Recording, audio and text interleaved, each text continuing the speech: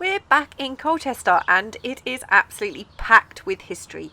One of the most historic places in Colchester and one of the most visited places in East Anglia is of course Colchester Castle. And that's where we are today, at the castle and the castle gardens. We're going to give you a little bit of an insight into the history of the castle, the grounds and of course Roman Colchester. Colchester is the oldest recorded town in Great Britain. When the Romans and Claudius were here in Colchester, it was known as Camulodunum. Yep, that's quite a mouthful. It became the capital of Great Britain. From around 49 AD, construction started on the Temple of Claudius, on this site where the castle now stands. With beautiful steps leading up to an 8-column front, the Temple of Claudius must have been an impressive building. In 60 AD, the Celtic queen of the Iceni tribe, Boudica, led a major revolt against the Romans, following the death of her husband and the rape of her daughters. She came to Colchester, slaughtering the inhabitants and burning down the city and the temple. Now we can get back to talking about the castle. It's the largest Norman keep in Europe, measuring approximately 46 by 33 metres. It was constructed over the Roman vaults, which were the foundations of the Temple of Claudius. Construction of the castle started in 1076 and was most likely overseen by the Bishop of Rochester. It was William I who ordered the stone castle to be built because it was a tactical route between East Anglia and London. There wasn't a lot of stone available in the area, so the Norman builders imported stone and raided what remained of the Roman ruins. Between the 13th century and 1835, the castle was used to house many hundreds of prisoners. During the 16th and 17th century, hundreds of people were executed on suspicion of witchcraft throughout England alone. It must have been a really scary time to live in. The county that held more trials and execution than any other was Essex. The castle played a major role in the Essex trials, and over 200 people were held here on suspicion of witchcraft. Matthew Hopkins, the Witchfinder General, a position he gave himself, converted Colchester Castle into a prison in 1645. In March of this year, an Essex tailor from Manningtree accused Elizabeth Clark of witchcraft. Manningtree is beautiful and we do pass through going to Colchester from Ipswich. During her trial, Elizabeth, or Bess, was interrogated by Hopkins and implicated Anne West, Rebecca West, Helen Clark, Anne Leach and Elizabeth Gooding as witches in an attempt to avoid her own fate. These women were held with others in the cells at Colchester Castle. Most were convicted, many died during captivity. Elizabeth Clark survived, and along with 14 other women she was taken to Chelmsford where they were hanged. Hopkins became the most famous witchfinder in England.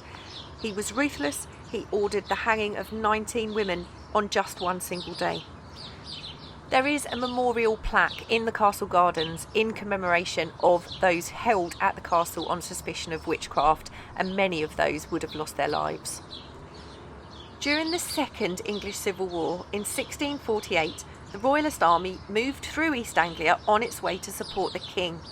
For 11 weeks, Colchester was under siege.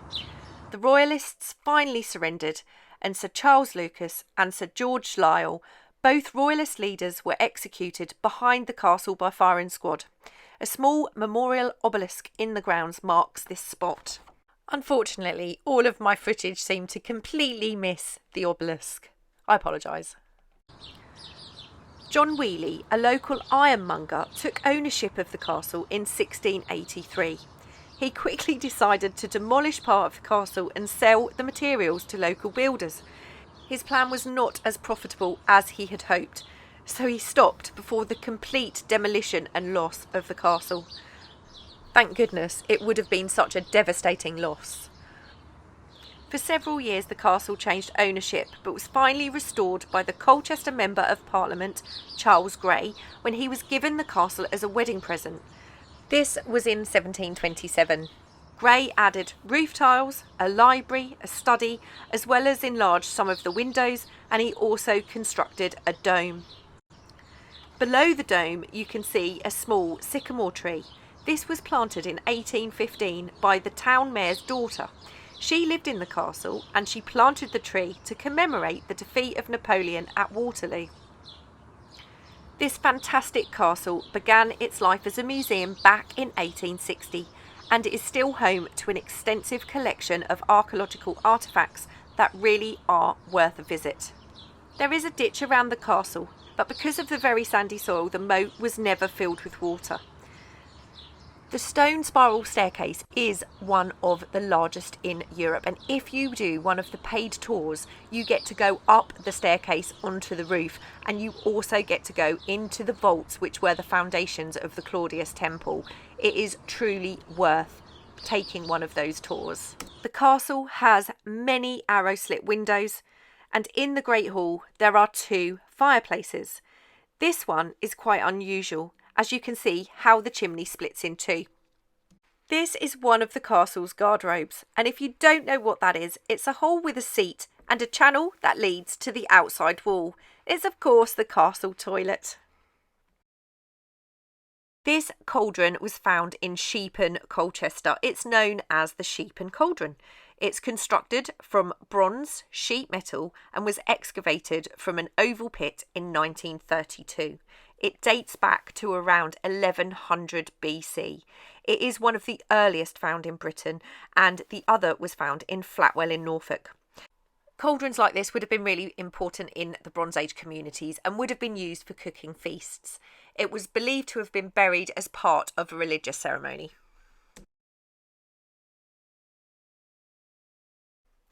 The museum has 2 spectacular tombstones found in Colchester.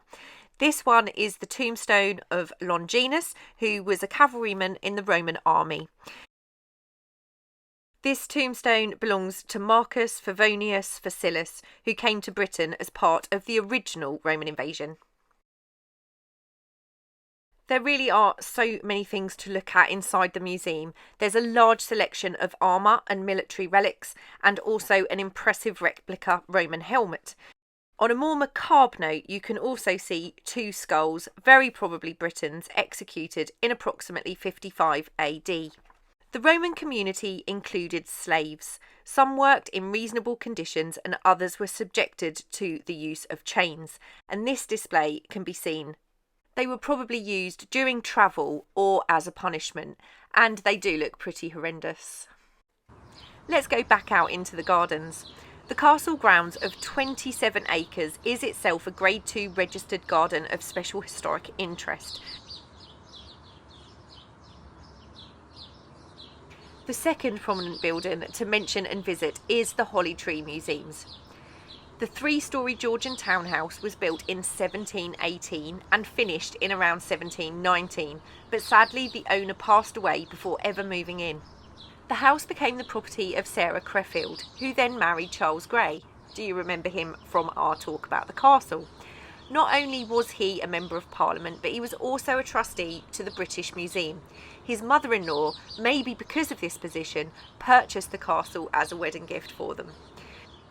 The Hollytrees Museum opened as a museum of medieval antiquities in 1929. Various renovations took place over the years, including extensions to the main building, and in 2001 it reopened after a redevelopment, specialising in local history. Hollytrees Museum is a Grade 1 listed building. The museum is no longer free to visit, but the entry fee will allow you to see an impressive collection of clocks and watches, as well as elaborate dolls' houses, among other toys and games. You will also see a range of antique and vintage domestic appliances and cleaning aids, such as microwaves, ovens, toasters, irons, mangles, and vacuum cleaners. I would not want to have had to use any of these. There is also an impressive green Victorian postbox, and I would absolutely love a smaller version of that. Once more, we're back in the beautiful castle gardens.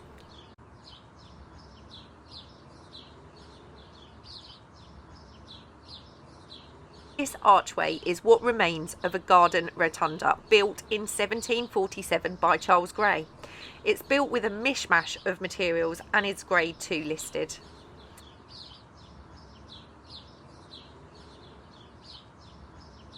I think this is one of the prettiest spots and most relaxing in the grounds. It is the Imola Garden with a beautiful ornate fish pond, absolutely full of fish.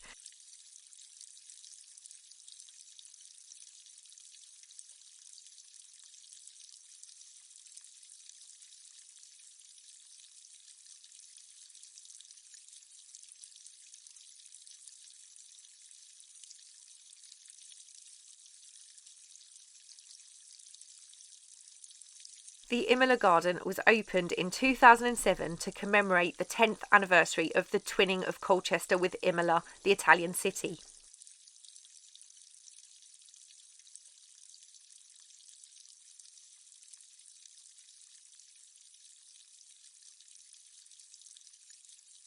Something else I thoroughly enjoyed about the gardens is the amount of wildlife that you'll see. We made friends with several squirrels and other little creatures.